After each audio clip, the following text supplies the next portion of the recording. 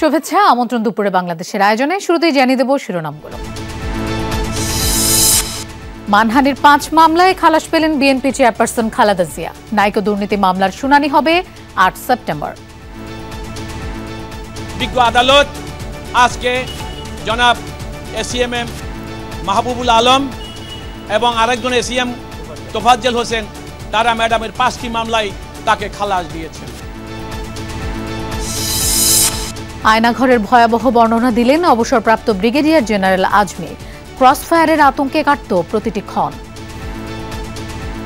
যারা আমার প্রতিরোধ করছে তাদের বিরুদ্ধে আমি সরকারের কাছে বিচার চাই, আপনাদের কাছে বিচার চাই, আপনারা এদেরকে খুঁজে বের করুন। প্রধান উপদেষ্টার সাথে ব্যবসায়ী নেতাদের বৈঠক, শিল্প কারখানার নিরাপত্তা নিশ্চিতের আহ্বান। আলোচনায় বসেছেন সংবাদপত্রের সম্পাদকরা। নির্মোহ তদন্ত হলে বিডিআর হত্যাকাণ্ডে নিহতের সংখ্যা বাড়তে পারে মনে করেন মেজর হাফিজ। নতজানু দেশ তৈরি করতে ষড়যন্ত্র করে হাসিনা সরকার। এই বিদ্রোহ দমন করার জন্য সেই অফিসার বা সদস্য কোনো কার্যকর পদক্ষেপ না নেন তাহলে তাকেও এই বিদ্রোহের অ্যাকমপ্লিস হিসাবে ধারণা করে নেওয়া হবে। ভোরে রাজধানীতে মুষলধারে বৃষ্টি, বিভিন্ন সড়কে দেখা দিয়েছে জলাবদ্ধতা। তীব্র যানজটে ভোগান্তিতে রাজধানীবাসী। সড়ক থেকে শুরু হয়েছে একবারে পুরো মোয়াখালী পর্যন্ত এটা পুরো যান। কয়েকবার বৃষ্টি হলেই পানি হয়ে যায়। তাছাড়া এইদিকেও আপনার ওইখান থেকে শুরু হয়, কারণ এই জন্য একদম পুরো প্লাবিত হয়ে যায়। এটার জন্য আমরা অনেক ভোগান্তিভুক্ত হই।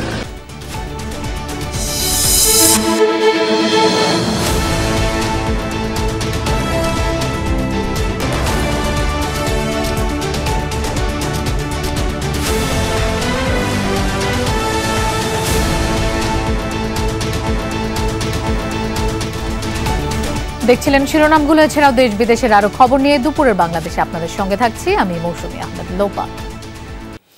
5 মামলা থেকে খালাস পেয়েছেন সাবেক প্রধানমন্ত্রী ও বিএনপি চেয়ারপারসন খালেদা জিয়া। এর মধ্যে 2টো মামলা জন্মদিন পালন ও মুক্তিযোদ্ধাদের কটূক্তি করার অভিযোগে করা, বাকি 3টি মানহানির অভিযোগে করা। সিএমএম আদালতের বিচারক খালাসের আদেশ দেন। দেশবাসীর প্রতি আহ্বান জানিয়েছেন। মঙ্গলবার সকালে চিফ মেট্রোপলিটন ম্যাজিস্ট্রেট কোর্টে ভুয়া জন্মদিন পালন সহ মানহানির 5 মামলায় খালেদা জিয়ার খালাস চেয়ে আবেদন করেন তার আইনজীবী মাসুদ আহমেদ তালুকদার। পরে তিনি নিজেই গণমাধ্যমকে রায়ের তথ্য তুলে ধরেন। বিচারকদের ব্যবহার করা বলেন 4 বছর আগে মামলার বাদী বাংলাদেশ জননেত্রী পরিষদের সভাপতি এবি সিদ্দিকী মৃত্যুবরণ করেছে। ভুয়া এসব মামলা থেকে খালাস পেয়েছেন খালেদা জিয়া। আওয়ামী লীগের আমলে ম্যাডাম খালেদা জিয়ার বিরুদ্ধে কোনো মামলা করার জন্য কোনো স্যাংশনের প্রয়োজন হতো না। আমরা আদালতে যখন বলতাম তখন ওই সমস্ত স্যাংশন ব্যাকডেটে সরকার দিয়ে দিতেন। সরকারের পৃষ্ঠপোষকতা থাকতো, মামলা চলমান ছিল। আজকে দীর্ঘদিন পর আদালতের কাছে আমরা বিষয়টা লিখিতভাবে অবহিত করেছি। বিজ্ঞ আদালত আজকে জনাব এসিএমএম মাহবুবুল আলম এবং আরেকজন এসিএম তোফাজ্জল হোসেন তারা ম্যাডামের 5টি মামলায় তাকে খালাস দিয়েছেন। এছাড়া সাক্ষী উপস্থিত না হওয়ায় খালেদা জিয়ার নাইকো দুর্নীতি মামলার শুনানি 8 সেপ্টেম্বর পর্যন্ত পিছিয়েছে আদালত। আমরা আজকে আদালতে বলেছিলাম যেহেতু মামলাটি সাক্ষ্য আসে নাই, রাষ্ট্রপক্ষ 3 তারিখ যেহেতু সাক্ষী আসে নাই, সেহেতু আমরা বলেছি মামলাটির যেহেতু কোনো মেরিট নাই, আমরা মামলাটি ক্লোজ চেয়েছিলাম, যে মামলার কার্যক্রম শেষ করার জন্য বলেছি কোর্টকে। কোর্ট বলেছে যদি সাক্ষী না আসে নেক্সট ডেট 8-9 তারিখে সাক্ষী না আসলে মামলার কার্যক্রম শেষ করে মামলা আর্গুমেন্টে চলে যাবে। গত 6 আগস্ট খালেদা জিয়াকে মুক্তি দেওয়া হয়। এরপর থেকে তার বিরুদ্ধে করা আওয়ামী লীগ সরকারের আমলে দায়ের হওয়া একাধিক মামলায় খালাস পেয়েছেন তিনি। রাব্বি সিদ্দিকী, যমুনা নিউজ, ঢাকা। 8 বছর গুম থাকার বর্ণনা দিলেন জামায়াতে ইসলামীর সাবেক আমির গোলাম আজমের ছেলে এবং সাবেক সেনা কর্মকর্তা ব্রিগেডিয়ার জেনারেল আব্দুল্লাহিল আমান আজমি। সকালে সংবাদ সম্মেলনে তিনি জানান অবর্ণনীয় নির্যাতনের কথা। জাতীয় প্রেস ক্লাবে সংবাদ সম্মেলন ডাকা হলেও আজমি ভার্চুয়াল ব্রিফিং করেন। তিনি জানান তুলে নেয়ার পর প্রতিদিন নিত্য নতুন কায়দায় নির্যাতন চালানো হয়েছে। অসুস্থতার কারণে গত কয়েকদিন তিনি গণমাধ্যমের মুখোমুখি হননি। গত 5 আগস্ট শেখ হাসিনা সরকারের পতন হলে একের পর এক ফিরে আসতে থাকেন দীর্ঘদিন ধরে নিখোঁজ ব্যক্তিরা। তাদের ভিন্ন ভিন্ন স্থানে চোখ মুখ বাঁধা অবস্থায় পাওয়া যায়। আজমি সহ প্রত্যেকেই জানিয়েছেন এতদিন তাদেরকে আয়নাঘরে আটকে রাখা হয়েছিল। 2016 সালের 23 আগস্ট নিখোঁজ হন সাবেক সেনা কর্মকর্তা আব্দুল্লাহ হিল আমান আজমি। যারা আমার উপরে জুলুম করছে তাদের বিরুদ্ধে আমি সরকারের কাছে বিচার চাই, আপনাদের কাছে বিচার চাই। আপনারা এদেরকে খুঁজে বের করুন, এদেরকে একটা একটা করে বিচার করে তাদের যদি যার যে প্রাপ্য শাস্তি তা সে শাস্তি প্রাপ্য সরকারের কাছে আহ্বান জানাই। আপনারা আমাকে সহ যত রকমের যত গুম খুন ধর্ষণ রাহাজানি যত অন্যায় বিচার জুলুম হয়েছে এই সবগুলির দোষী ব্যক্তিদের শাস্তি পূর্ণাঙ্গ বিচার করে মৃত্যুদণ্ড হোক যে দণ্ড হোক আপনার সেই দণ্ড প্রদান করেন।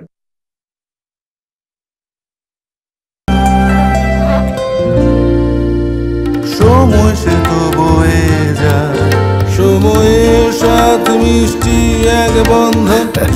এভাবেই সময় পাল্টে যায়, কিন্তু ডিপ্লোমা সে একই স্বাদে একই মানে যুগ যুগ ধরে রয়ে যায়।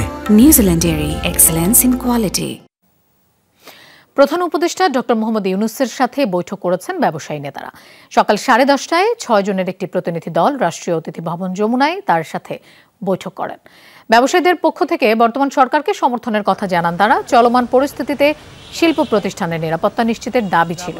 পাশাপাশি বিভিন্ন শিল্প কারখানায় ভাঙচুর ও বিক্ষোভ নিয়ে আলোচনা হয় প্রধান উপদেষ্টার সাথে। তিনি বলেন, নিরাপত্তা নিশ্চিত করা না গেলে অর্ডার নিয়ে বিকল্প দেশে চলে যাবেন বিদেশি ক্রেতারা। এ সময় ব্যবসায়ীদের সব ধরনের সহায়তার আশ্বাস দেন প্রধান উপদেষ্টা। পরে বিভিন্ন সংবাদপত্রের সম্পাদকরা প্রধান উপদেষ্টার সাথে বৈঠক করেন। ওই আলোচনা চলাকালে সংযুক্ত আরব আমিরাতে ছাত্রদের অভ্যুত্থানে সমর্থনকারী 57 প্রবাসীর শাস্তি মওকুফের কথা নিশ্চিত করেন প্রধান উপদেষ্টা। তিনি জানান, তাদের শিগগিরই দেশে ফেরত পাঠানোর নির্দেশ দিয়েছেন প্রেসিডেন্ট শেখ মোহাম্মদ বিন জায়েদ আল নাহিয়ান। গতকালকে পরশুদিন যেভাবে আঙুল লাগাচ্ছে, এরা কিন্তু আমার কোনো শ্রমিক না, এরা বাইরের লোক, বহিরাগত। কারা এটা আমরা জানি না, কারা এটা করতেছে। এটা এমনও হতে পারে যে এই সরকারকে একটু ব্যতিব্যস্ত করার জন্য, বিব্রত করার জন্য কিছু লোক এটার পিছনে আসে, থাকতে পারে। তো আমরা বলছি যে সব দিকে আপনি দেখি বিবেচনা করে আপনার ল এনফোর্সিং এজেন্সির সাথে কথা বলেন। প্রধান উপদেষ্টা ডক্টর মোহাম্মদ ইউনূসের বাসভবনের সামনে আছেন আমাদের সহকর্মী তাহিদ মিথুন। আমরা তার কাছে যাচ্ছি, আজকের কর্মসূচি সম্পর্কে জানবো। মিথুন, ব্যবসায়ী প্রতিনিধি দল এবং সম্পাদকদের সাথে তো বৈঠক শেষ, তাদের কি আশ্বাস দিলেন প্রধান উপদেষ্টা এবং আজকের কর্মসূচি আর কিছু আছে কিনা সে ব্যাপারে একটু জানতে চাই।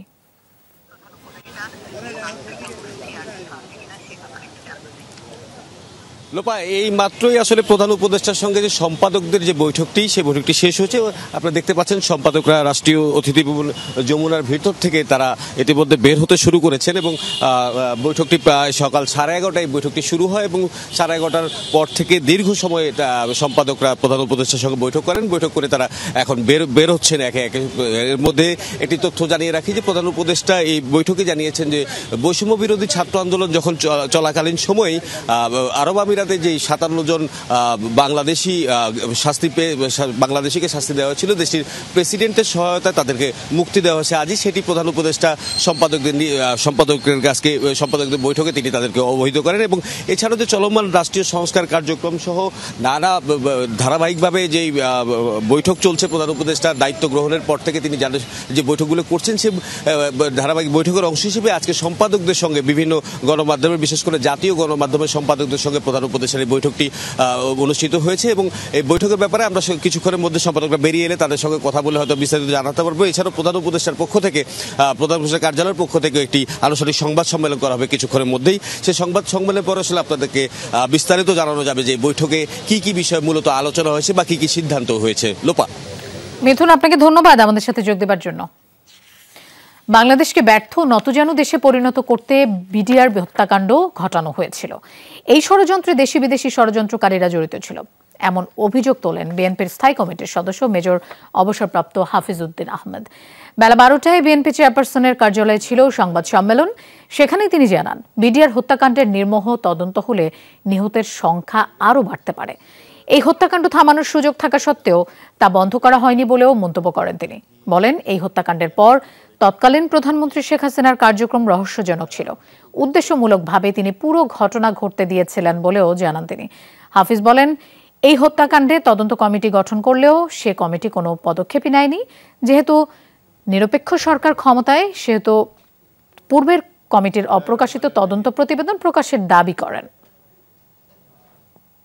যে এই নারকীয় হত্যাকাণ্ডের নূতনভাবে বিচার করে তদন্ত করে পুনর্বিচার করতে হবে এবং এর সাথে কারা কারা সংশ্লিষ্ট, বিদেশি কোনো হস্তক্ষেপ আছে কিনা এ সম্পর্কে লিখিতভাবে এবং একটি কমিশন গঠন করার জন্য আমাদের বিএনপির পক্ষ থেকে মাননীয় মহাসচিব হস্তান্তর করেন। আরও 2 জন সদস্য সেখানে।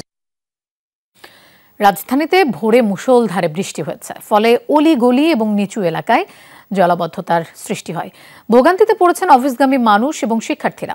ভোরবেলা থেকে ভারী বৃষ্টি হওয়ায় রাজধানীর মিরপুর 10, বারিধারা, গুলশান, বনানী, মোহাম্মদপুর, ধানমন্ডি 27 সহ বিভিন্ন এলাকায় পানি জমেছে। এতে সকালে কর্মস্থল, স্কুল ও বিভিন্ন প্রয়োজনে যারা রাস্তায় বের হয়েছেন তাদের ভোগান্তিতে পড়তে হয়েছে। জলাবদ্ধতার কারণে অনেক স্থানে সড়কে বিকল হয়ে যায় সিএনজি, অটোরিকশা সহ বিভিন্ন গণপরিবহন। এর আগে আবহাওয়া পূর্বাভাসে মঙ্গলবার সারা দেশে বৃষ্টির কথা জানানো হয়েছিল। বিশ্বরোড থেকে শুরু হয়েছে একবারে পুরো মোয়াখালী পর্যন্ত, এটা পুরো যান। রাস্তাতে অনেক পানি, অফিসে যেতে অনেক দেরি হয়েছে। বাসে দাঁড়ায় রয়েছে 1 ঘন্টা বিশ্বরোডের এই জায়গায়। এই মাছরাঙ্গা ওই পাশে থেমে গেছে, অনেক জ্যাম।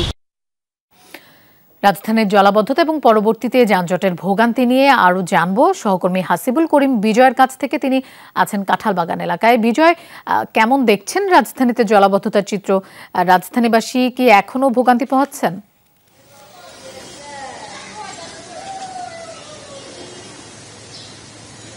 লোপা, এই মুহূর্তে আমি আছি রাজধানীর কাঁঠালবাগান এলাকায়। আমি বেশ কিছুক্ষণ ধরে এখানে অবস্থান করছি। সকাল থেকেই ভারী বৃষ্টির কারণে কিন্তু বেশ ভালোই জলাবদ্ধতা তৈরি হয়েছে এলাকায়। কিছুটা নিচু এলাকা বলে কিন্তু এই এলাকায় প্রচুর জলাবদ্ধতা তৈরি হয়েছে। আমি যদি বলতে চাই যে এখানকার মানুষজন কিন্তু এই জলাবদ্ধতার কারণে আসলে স্বাভাবিকভাবে রাস্তায় চলাচল করতে পারছে না, বের হতে পারছে না। তারা যারা জরুরি প্রয়োজনে যাদেরকে বের হতে হচ্ছে তাদেরকে কিন্তু আসলে পানি ভেঙে বের হতে হচ্ছে। আর সকালের বেলায় যারা অফিসগামী মানুষজন তারা কিন্তু আসলে রিকশার মাধ্যম ছাড়া কিন্তু তারা আসলে কোনোভাবেই বের হতে পারছেন না। আমি কিছুটা ভেতরেও গিয়েছি, সেখানে যেমনটি দেখতে পেয়েছি যে কিছু বাসার গ্যারেজেও পানি উঠে গিয়েছে এবং বলা চলে যে একটি বাসার নিচতলার অর্ধেকটা পর্যন্ত ডুবে গেছে, এমনটাও দেখতে পেয়েছি। তো তারা আমাদেরকে যেমনটি জানিয়েছেন যে এই এলাকায় বেশ কয়েকবার সংস্কারের কাজ হয়েছে, কিন্তু তাতেও তারা তেমন কোনো ফল পাননি এবং প্রতিনিয়তই সামান্য বৃষ্টি হলেই কিন্তু তারা এই জলাবদ্ধতার এই ভোগান্তিতে পড়তে হয় এবং তাদের কিন্তু দাবি যে এই এলাকায় আরো ভালো করে আসলে এই পানি নিষ্কাশন ব্যবস্থা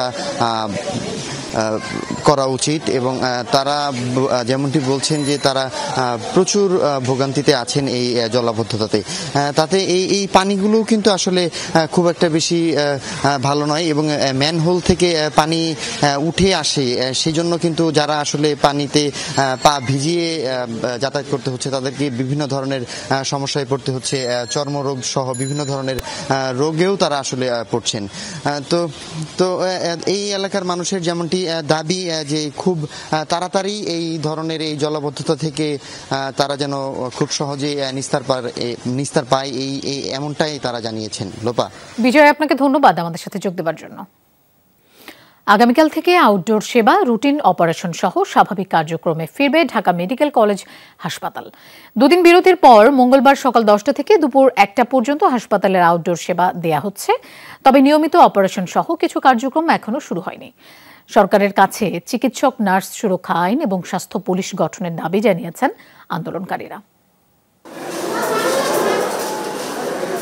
চিকিৎসকদের উপর হামলার ঘটনার সূত্রপাত যেখান থেকে, সেই জরুরি বিভাগে মঙ্গলবার সকাল থেকেই কঠোর নিরাপত্তা ব্যবস্থা। মূল ফটকে সেনাবাহিনীর সাজো আজান, ঢোকার মুখেও সেনা, বিজিবি, পুলিশের সতর্ক পাহারা, হাসপাতালের ভেতরেও নিরাপত্তা কড়া। চিকিৎসকরা রোগীদের সেবা দিচ্ছেন। সবকিছু ঠিক মতো নিভাইছে আল্লাহর রহমত। আমার রোগী অপারেশন হয়েছে আজকে, মাশাআল্লাহ ভালো। ওষুধ লেখা দিয়েছে, ওষুধ নিতে বলছে। সকাল 10টা থেকে রোগী দেখা শুরু হয় আউটডোরে। যেসব রোগীরা সোমবার সেবা পাননি তারা এসেছেন সেবা নিতে। ভিড়ও স্বাভাবিক। 2 দিন বন্ধ থাকার পর আলহামদুলিল্লাহ আজকে মোটামুটি অনেক ডাক্তারও আসছে, প্লাস অনেক রুগীও আসছে, দুদিন আমরা অনেক হয়রানি ছিলাম। স্বাস্থ্যমন্ত্রী ওটাকে ইয়ে করছে, অনতি বিলম্বে উইথড্র করতে বলছে, তো উইথড্র হয়েছে, মনে করে আশা নিয়ে আসছি আর কি। তো ভালো, আলহামদুলিল্লাহ ভালো সেবা পাইছি। ওইরকম বড় ডাক্তার আর পাইনি, কিন্তু জুনিয়র যে কনসালটেন্ট ওগুলো পাইছি। 11টার দিকে বহির্বিভাগ পরিদর্শনে আসেন হাসপাতাল পরিচালক, কথা বলেন চিকিৎসকদের সঙ্গে, নিরাপত্তা ব্যবস্থা নিয়ে আশ্বস্ত করেন চিকিৎসকদের। অ্যাকচুয়ালি সেবার ক্ষেত্রে শুধু আমাদের রুটিন অপারেশন আর হচ্ছে আউটডোর, এই দুইটা সার্ভিস আমাদের বন্ধ ছিল। আমরা ইমার্জেন্সি অপারেশন কিন্তু চালু রেখেছি, আইসিইউ, এইচডিইউ, সিসিইউ, অন্যান্য সকল সার্ভিস সব চালু আছে। এখন মূলত আমাদের আউটডোর সার্ভিস আর রুটিন অপারেশন এই দুটা কাজ বাকি ছিল, সেটা চালু হবে। মঙ্গলবার বহির্বিভাগ চালু হলেও এখনও হাসপাতালের সব সেবা পুরোদমে চালু হয়নি। আন্দোলনকারী চিকিৎসকদের দাবি সুরক্ষা আইন এবং স্বাস্থ্য পুলিশ গঠন করা হোক। আমরা আশ্বস্ত এবং আমরা আপনাদের মাধ্যমে আমরা তাদের কাছ থেকে একটা জাস্ট ভিজিবল একটা অগ্রগতি আমরা দেখতে চাই এবং আমরা আগামীকালকে থেকেই পুরোপুরি সব কিছু স্বাভাবিক কার্যক্রমে ফিরে যেতে চাই। স্বাস্থ্য পুলিশ এটা আমাদের অধিদপ্তরেরও দাবি এবং অবশ্যই চিকিৎসকের মতামতের প্রতি শ্রদ্ধা রেখে বলতে পারি যে অধিদপ্তর থেকেও এই প্রস্তাবনা আমরা অবশ্যই মন্ত্রণালয়ে দিব। গত শনিবার ঢাকা মেডিকেলে চিকিৎসকদের উপর হামলার ঘটনায় কর্মবিরতিতে ছিলেন চিকিৎসকরা। শাকিল হাসান, যমুনা নিউজ, ঢাকা। দর্শক, প্রধান উপদেষ্টার সাথে বৈঠক শেষে এই মুহূর্তে কথা বলছেন ডেইলি স্টার পত্রিকার সম্পাদক মাহফুজ আনাম। আমরা সরাসরি চলে যাচ্ছি সেখানে।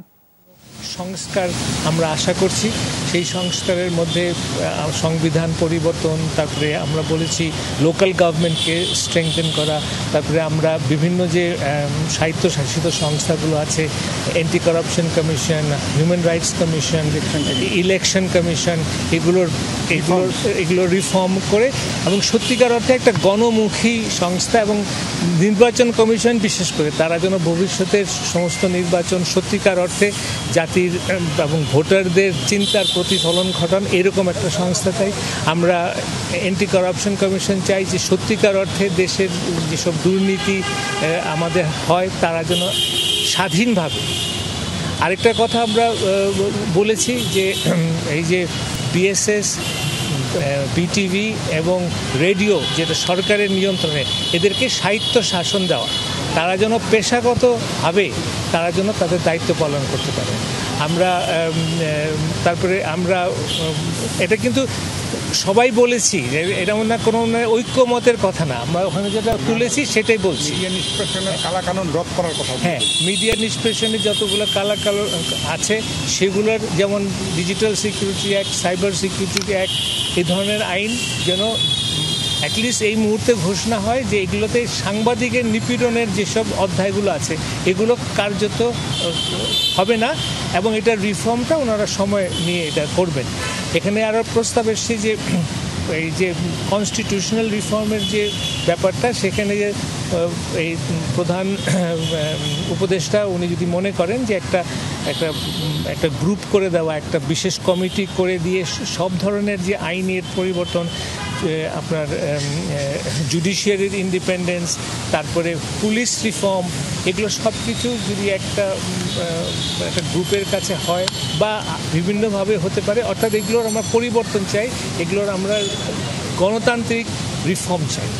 এবং উনি আমাদেরকে বলেছেন যে উনি সম্পূর্ণরূপে স্বাধীন সাংবাদিকতা বিশ্বাস করেন এবং আমাদের কাছে ওনার বিশেষ আবেদন হচ্ছে যে আমরা যেন আমাদের লেখনির মাধ্যমে জাতীয় ঐক্যমত্য প্রতিষ্ঠা করা, তারপরে বিভিন্ন যে সাজেশন আমাদের থাকে, উনি এটা খুব সাগ্রহে গ্রহণ করেছেন এবং আমাদের কাছে আহ্বান করেছেন যে এই সরকার পরিচালনার সব ক্ষেত্রে হ্যাঁ এটা খুব গুরুত্বপূর্ণ যে উনি বলেছেন যে আমরা যেন সোচ্চারভাবে এই সরকারের ভুল ত্রুটি হলে আমরা যেন নির্দ্বিধায় সেটা কাগজে ছাপি এবং ওনার এই সরকারকে সাহায্য করি। না, সব কালাকানুনের রোধ করার ব্যাপারে এটা হয়েছে এবং উনি সত্যিকার অর্থে আমি ব্যক্তিগতভাবে উপলব্ধি করছি উনি একটা মিডিয়াম সত্যি উনি বিশ্বাস করেন, ভাইব্রেন্ট মিডিয়া চান। হ্যাঁ, ভাইব্রেন্ট মিডিয়া চান। উনি আমাদের সত্যিকার অর্থে স্বাধীনতায় উনি বিশ্বাস করেন এবং মিডিয়া বান্ধব যদি সরকার প্রধান আমরা কখনো পেয়ে থাকি তাহলে আমরা এখন পেয়েছি এবং আমরা এর জন্য অত্যন্ত আনন্দিত। চলতি মাসেই ঢাকা আসছেন দক্ষিণ এশিয়া বিষয়ক মার্কিন সহকারী পররাষ্ট্রমন্ত্রী ডোনাল্ড লু। দিনক্ষণ ঠিক না হলেও সেপ্টেম্বরের মাঝামাঝি সময় তিনি আসতে পারেন।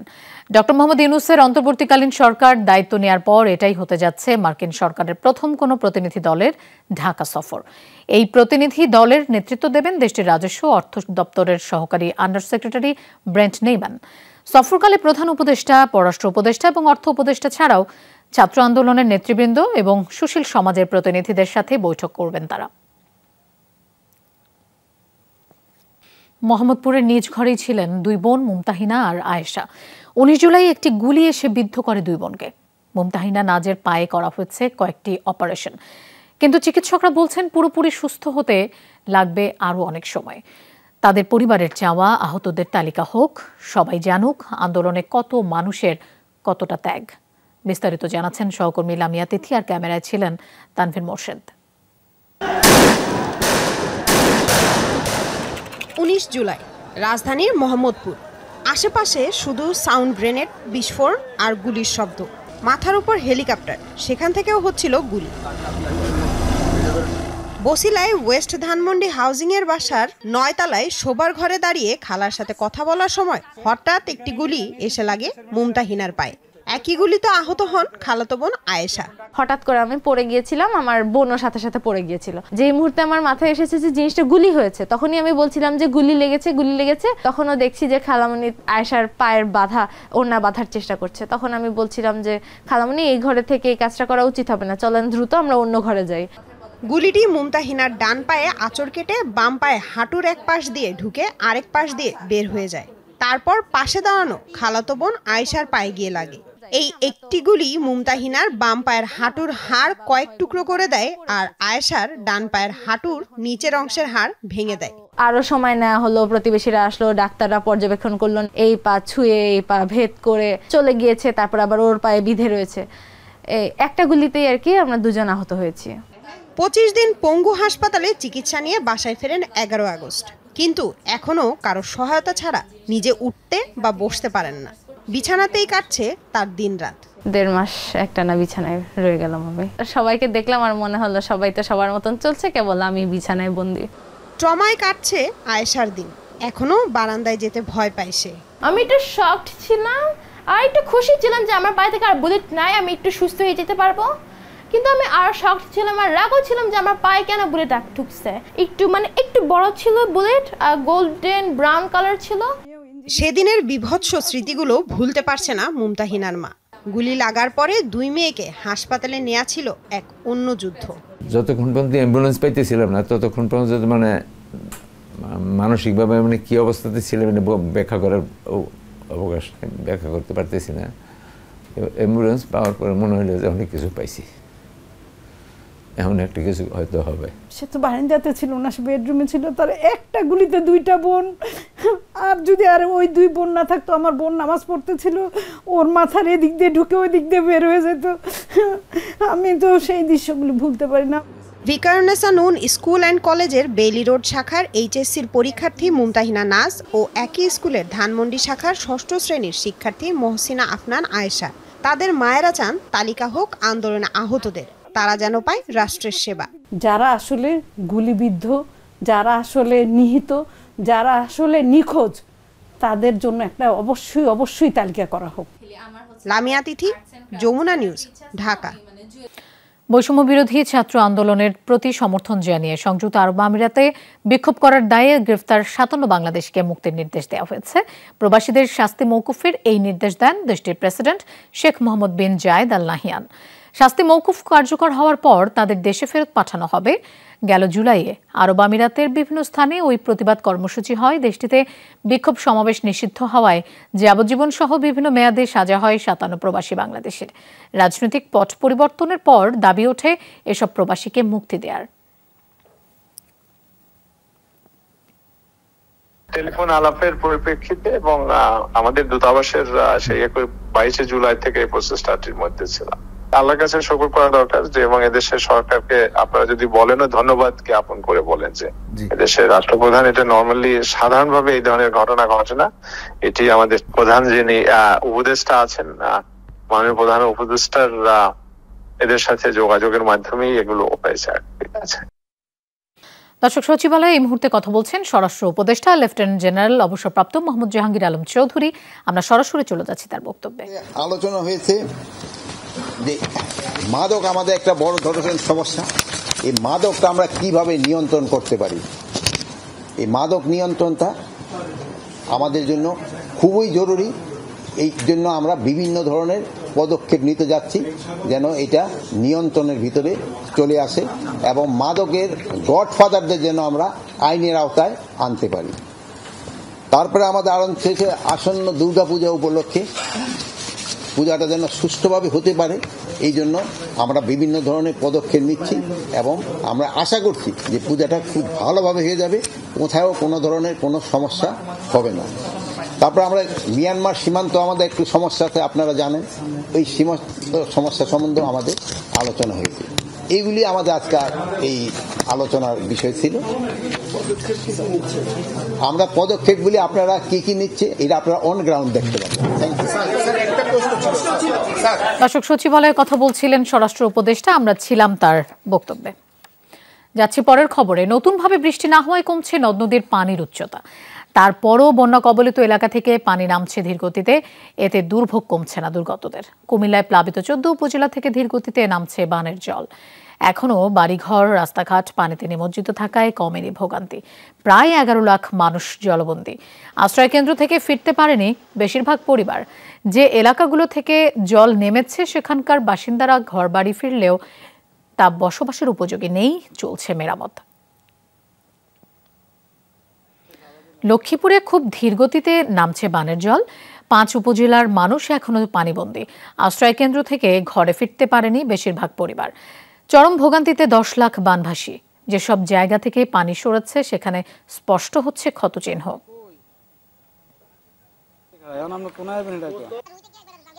নোয়াখালীতেও এখনো জলমগ্ন 7 উপজেলা। কিছু এলাকা এখনো বিদ্যুৎ বিচ্ছিন্ন। 2.5 লাখ মানুষ আশ্রয় কেন্দ্রে। বন্যা কবলিত এলাকায় ছড়াচ্ছে পানিবাহিত নানা ধরনের রোগবালাই। ফেনীতে এখনো ডুবে আছে সদর, সোনাগাজী ও দাগনভূঞা উপজেলার অনেক এলাকা। পানিবন্দী প্রায় 5 লাখ মানুষ।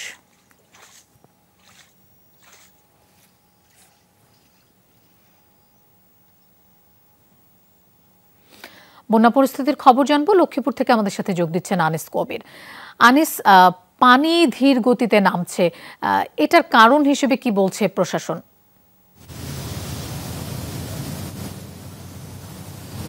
লোপা, আসলে আপনি জানেন যে গতকালকে রাত্রেও কিন্তু মুষলধারে বৃষ্টি হয়েছে, যার কারণে পানি কিন্তু আরেকটু বৃদ্ধি হয়েছে। আমি যদি একটু দেখানোর চেষ্টা করি যে এখনো মানুষের যে দুর্ভোগ রয়েছে, সেই বাড়িঘরগুলো এখনো মানুষ কিন্তু ফিরতে পারেনি, যার কারণে পানি কিন্তু কোনোভাবে কমতেছে না। এই যে পানি না কমার একটি মাত্র কারণ হচ্ছে লক্ষ্মীপুর জেলার যে খাল বিল রয়েছে, রহমত খালের যে শাখা প্রশাখা রয়েছে, সেইগুলো বিভিন্ন স্থানে ময়লা আবর্জনা এবং বিভিন্ন স্থানের প্রভাবশালীরা দখল করার কারণে সেইখান থেকে পানি কিন্তু নামতে পারছে না, যার কারণে মানুষের দুর্ভোগ দিন দিন বাড়তেছে।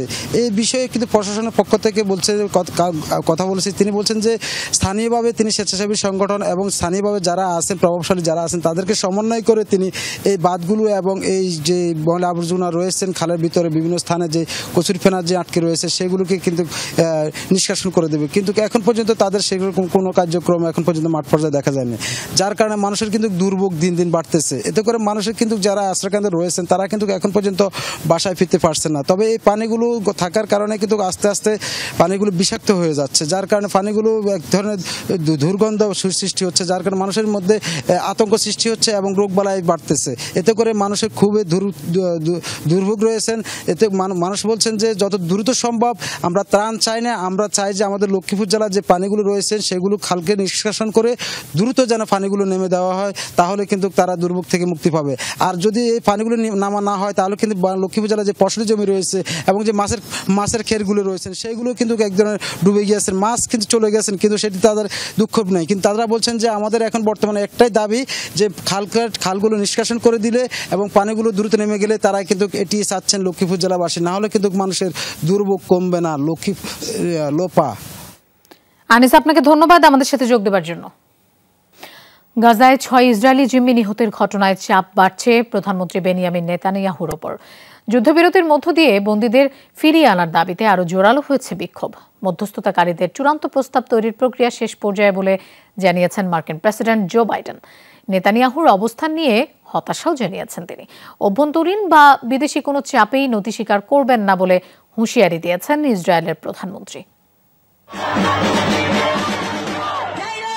গাজায় যুদ্ধবিরতি ও জিম্মি উদ্ধারের দাবিতে উত্তাল ইসরায়েল। রাজপথে হাজার হাজার মানুষের বিক্ষোভ, পুলিশের সাথে সংঘর্ষ, ধরপাকড়ের পরও মরিয়া আন্দোলনকারীরা। গাজায় 6 জিম্মির মরদেহ উদ্ধারের পর আরও তীব্র হয়েছে ইসরায়েলে 11 মাস ধরে চলমান আন্দোলন। জোরালো হয়েছে প্রধানমন্ত্রী বেনিয়ামিন নেতানিয়াহুর পদত্যাগের দাবিও। প্রশাসনের চাপও বাড়ছে ইসরায়েলি প্রধানমন্ত্রীর ওপর। তবে কোণঠাসা হয়েও অবস্থান থেকে নড়তে নারাজ তিনি। জিম্মি মৃত্যুর ঘটনায় দুঃখ প্রকাশ করলেও হামাসকে নির্মূলে গাজায় অভিযান চালিয়ে যাওয়ার ঘোষণা দিয়েছেন তিনি। তারা ঠান্ডা মাথায় জিম্মিদের হত্যা করেছে। গাজায় যুদ্ধ তখনই বন্ধ হবে যখন হামাসের হাতে সেখানকার শাসনভার থাকবে না। যেমন দ্বিতীয় বিশ্বযুদ্ধের শেষে নাৎসিদের ক্ষমতা থেকে সরিয়ে দেওয়া হয়েছিল। সামরিক ও রাজনৈতিক দুই ধরনের বিজয় প্রয়োজন। জিম্মিদের জীবিত ফিরিয়ে আনতে না পারার জন্য দুঃখিত। আমরা খুব কাছাকাছি ছিলাম, তবে সফল হতে পারিনি। যুদ্ধবিরতি ও জিম্মি মুক্তি ইস্যুতে চূড়ান্ত প্রস্তাব তৈরির কথা জানালেন মার্কিন প্রেসিডেন্ট জো বাইডেন। তবে এই ইস্যুতে নেতানিয়াহুর ভূমিকা নিয়ে সমালোচনাও করেন তিনি। আমরা এখনো আলোচনা করছি, বলা যায় মাঝ পর্যায়ে রয়েছি। নেতানিয়াহুর সাথে নয়, কাতার ও মিশরের প্রতিনিধিদের সাথে চূড়ান্ত প্রস্তাব উত্থাপনের কাছাকাছি আমরা।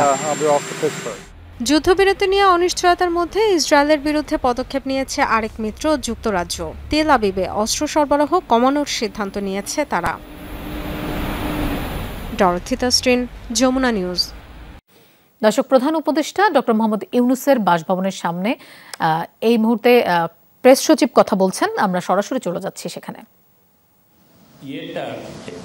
সবাই বলেছেন যে মিনিমাম 2 বছর বা 2 বছর একটু কম যাতে এই গভর্নমেন্টের মেয়াদ হয়, বাট বেশিরভাগই এই যৌক্তিক সময় নিয়েও বলতে চান না। তারা বলেছেন যে যে এজেন্ডাটা বা যেই কাজটা ওনারা করবেন সেই কাজটাই আসলে ডিটারমাইন করবে ওনারা কতদিন থাকবেন। আর মাননীয় প্রধান উপদেষ্টা তার বক্তব্যে বলেছেন যে এটা একটা মস্ত বড় সুযোগ বাংলাদেশের জন্য, আমাদের সবার জন্য, রাষ্ট্র মেরামত করার জন্য, বাংলাদেশকে নতুন শিখরে নেওয়ার জন্য। এটা একটা মস্ত বড় সুযোগ যা ছাত্র জনতার আন্দোলন আমাদেরকে, গণঅভ্যুত্থান আমাদেরকে দিয়েছে। উনি বলেছেন এই সুযোগটাকে কাজে লাগাতে হবে আমাদের সবাইকে। উনি সমস্ত পত্রিকাকে বলেছেন যে আপনারা লিখবেন, প্রচুর লেখেন, আপনারা জানান আপনারা, এবং আমরা যদি কিছু কিছু জায়গায় আমাদের যদি দোষ ত্রুটি থাকে সেগুলো নিয়েও আপনারা বলেন। আমরা আপনাদের কাছ থেকে শুনতে চাই। এবং উনি বারবার বলেছেন যে উনি মিডিয়া ফ্রিডমে বিশ্বাসী। আমরা ভাইব্রেন্ট একটা মিডিয়া দেখতে চাই। আর যারা এডিটরদের মধ্যে অনেকে বলেছেন যে যেগুলো রাষ্ট্রীয় প্রতিষ্ঠান, সংবাদ যেমন বিটিভি, বিএসএস এবং রেডিও, এটার সেটার ডিসেন্ট্রালাইজেশনের কথা এসছে, এটা যাতে স্বায়ত্তশাসিত হয়। আর কিছু কিছু ক্ষেত্রে এরকম কথা এসছে যে অনেকেই বলেছেন যে কালা কানুন যেগুলো আছে মিডিয়াতে, সেই কালা কানুনগুলো যাতে রিমুভ করা হয় বা অন্তত যেগুলো খুবই স্পিচ সেগুলো যেন এমেন্ড করা হয়। এই সিএস এর কথা এসছে, 9টা ল আছে বাংলাদেশের মিডিয়াকে গভর্ন করে, সেগুলো লয়ের বিষয়ে কথা এসছে, কি কি করা উচিত। অনেকে মিডিয়া কমিশন করার কথা বলেছেন।